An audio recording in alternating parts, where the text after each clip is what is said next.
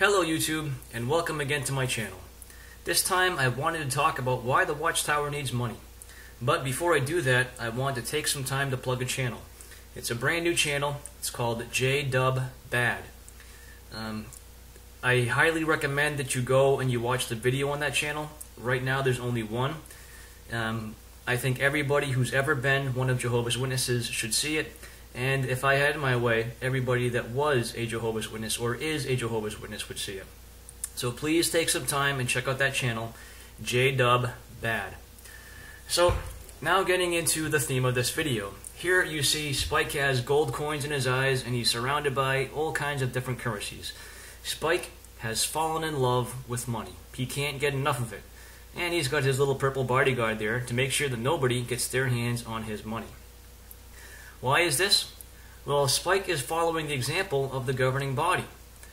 No doubt we are aware, if we haven't seen for ourselves, but we're aware of the fact that in the most recent JW broadcasting for May, I believe it was, that Stephen Lett was on JWTV asking everybody for more money. He basically said that they're spending money faster than they make it, and that to support the theocratic initiatives that the governing body needs more money. And he made the rather interesting statement that the sale of one sizable property in Brooklyn only accounts for several weeks' worth of operating expenses. Others have pointed this out, but if that's true, that makes them the worst money wasters ever known to man, or just about.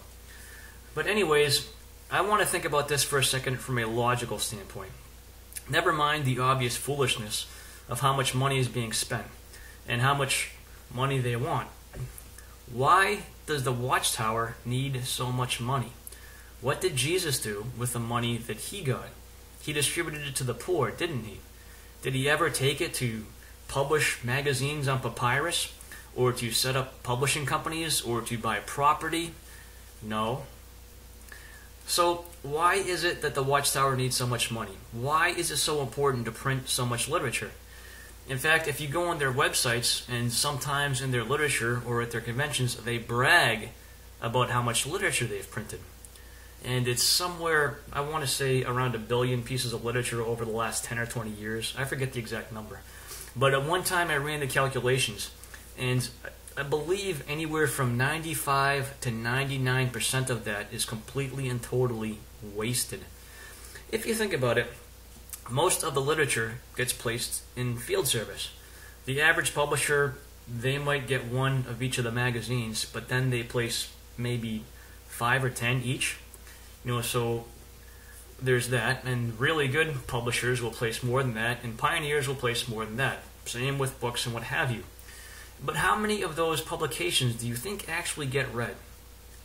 If you've ever read Crisis of Conscience, or maybe it was in Search of Christian Freedom, but Ray Franz's books, he highlighted the point that back in the late 70s, it was a known fact that most people didn't read the literature. And I am fairly certain that has not changed now. It's probably a rare occasion that people who are even regularly taking magazines read them. And if you think about it, how many of the Jehovah's Witnesses actually read all of the publications? It's nearly impossible to. First of all, most of the Watchtowers are basically repeats of each other. Second of all, most of the books are basically repeats of each other. Third of all, most of the brochures are basically repeats of each other. There's really not that much that is printed in the Watchtower that is new or that is different, or to be frankly honest, is even interesting. So let's just take it down to the simplest level for just a minute. Let's pretend that in reality, the Watchtower's real interest was in teaching people the truth about the Bible. That raises the question, why do you need to publish this much literature to teach Bible truth? What does the Bible say about teaching Bible truth? Well, let's let the Bible answer that question for itself. And we're doing this because Jehovah's Witnesses claim the Bible is their most important book. So we're going to use the silver shank. 2 Timothy chapter 3, verses 16 and 17.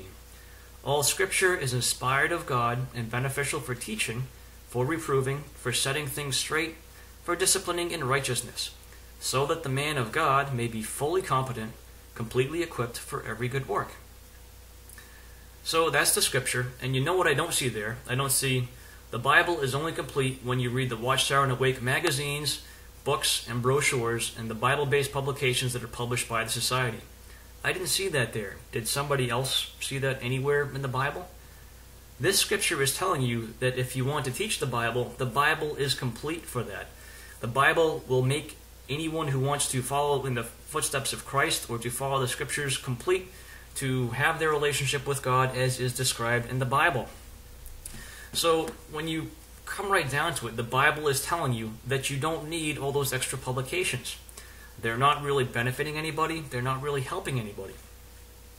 So again, the question becomes raised, if the Watchtower Corporation is really interested in teaching people about the Bible, why do they need to print so many publications, especially since they're all so repetitive?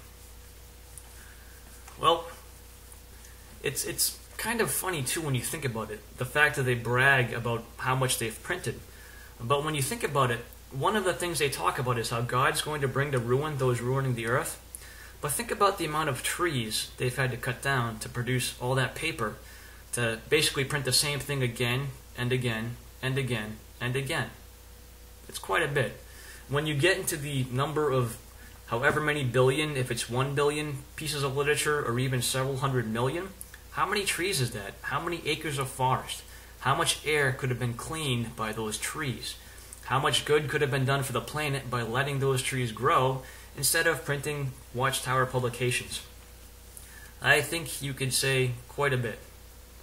And on top of this, the Watchtower not only prints publications, but they have numerous buildings. Some of them are quite expensive. In fact, I am aware of a Kingdom Hall that was built recently, and I am told the value of that building is somewhere in the ballpark of $1 million. And these days, that's really not surprising for a building like a Kingdom Hall, depending on where it's located. Any building like that near a city is going to have roughly a similar value. When you put it in a city, the value is probably going to be higher, depending on how big the Kingdom Hall is. So when you think about the buildings and the value, there's a lot of money wrapped up there. But then this is another interesting thing, is a number of years ago, we decided to renovate our Circuit Assembly Hall. We've had it for several decades, and we were going to expand it. So during that time, we rented out a local auditorium, which seated, I don't know, maybe 2,500 or 3,000 people. So we had our circuit assemblies there. And the cost to rent that auditorium was around $3,000 to $3,500 per assembly. Now that number becomes interesting because when we got back into the assembly hall, which was owned and which was paid for by volunteer labor and which was fully supported by donations and on which was paid no taxes, for some reason it cost $13,000 a weekend, or either $11,000 or $13,000 per weekend to have the facility. So we actually paid more money to use a facility that was owned 100% outright by Jehovah's Witnesses than we were paying to rent a facility owned by a worldly organization. And by worldly, of course, I'm using old Jehovah's Witness lingo, meaning people who are not Jehovah's Witnesses. So you don't really have to be a brain surgeon to figure out it would be a lot less burdensome for the Friends to go and rent a building that was not owned by the Society than it would be to support the building that was owned by the Society, that was built with free labor, that was taken care of with free labor, and that regularly saw donations of large amounts of materials and other different things for the upkeep of the building. So, no doubt like me, you're sitting here doing the rudimentary mathematics and figuring, it seems like a lot more money is going in to the organization than is coming out. And there's no real reason for it. There's no real benefit to the vast majority of things the organization actually spends their money on. So it's kind of an interesting question. You got Stephen Lett up there making his funny faces and acting like Stephen Lett, and he's asking for money. And to the best of my ability to tell, they're utilizing it to expand their property holdings. But even that doesn't make sense. Because if you look in the yearbooks, the peak number of branches they had around the world was somewhere around 116 or 118. And that was somewhere between 2005 and 2010. I don't remember the exact figure. But if you look at the most current figure for branch locations, it was down to 90. So they're down 26 or 28 branches. They probably sold those for a profit, no doubt substantial profit. So why is it all of a sudden that they need all of this money to keep the organization going? Let talked about the expense of remote translation facilities, but those are nothing compared to the expense of maintaining a branch. A lot of things here just don't add up. They just don't make sense. I really don't know what's happening to the money. There are a number of possible theories. One is that the child molestation cases are becoming extremely financially burdensome. I don't think that tells the whole story, though, because if you look through the news, you will come to the realization that the properties they sold in Brooklyn netted them somewhere around $1 billion. And that was sales over a couple of years.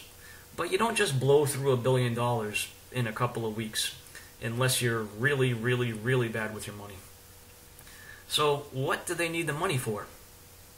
To tell you the truth, I really don't have a good answer.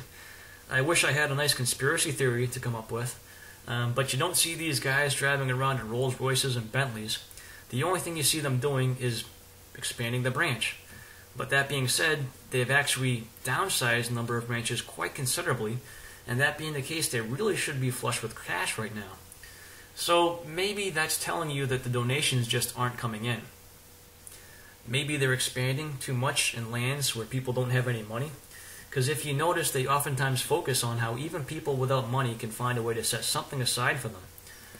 And most of their growth is now coming from impoverished nations. So that's a good possibility. Perhaps the literature they're sending there is actually a negative expense, meaning they're losing money on that. And that's another thing that should just stand out as interesting, is they sit there and they ask for people who are basically subsistence farmers to find a way to set something aside to donate to them. Could you ever picture Jesus doing that? Telling people, I know that you have just about nothing, but you really should give me some money so that I can go write a scroll somewhere. No, never. Anyways, that was just a thought. There's other people who are going to be talking about this too, and there's other takes on this. I just wanted to address this from the logical standpoint, the scratching your head, wondering what in the universe is possibly going on here. So, who knows, maybe the governing body sits there and rolls around in stacks of cash. I have no idea. But, my guess is this is signaling that the money's not coming in for them as fast as they say it is, and perhaps we're witnessing the beginning of the end for the Watchtower. We can all hope, but I somehow don't think that's the truth. So anyways, I have no real good theory to offer here, but just something to think about. Thanks for watching.